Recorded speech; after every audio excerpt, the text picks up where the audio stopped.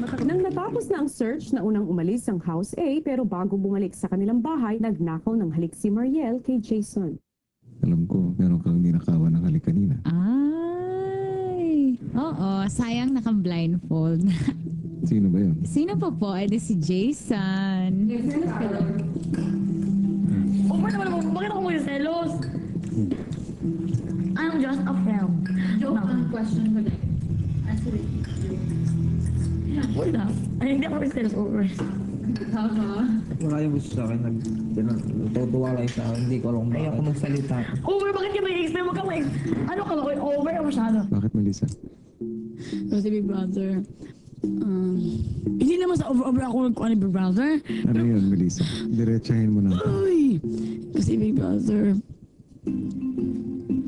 Ano? huwag mo sabihin sa iba Big Brother. Sino bang nandito? Di ba tayong dalawa lang? Oo, Big Brother at ang buong mundo. Ano yun? Kasi po Big Brother, nagselos pa ako kanina kay Mariel. Super friend ko si Mariel, pero okay lang sa akin. No, parang strange feeling na bakit ako nag-feel ng gano'n sa friend ko. Pero gusto talaga niya si Jason. Si Jason naman, nagpapakit naman kay... Bakit ko ito ng isa nasabi si Big Brother? Nagpapakit naman siya kay Mariel. Tapos kinis pa, tapos tumabi, tapos... naku. Ayoko na.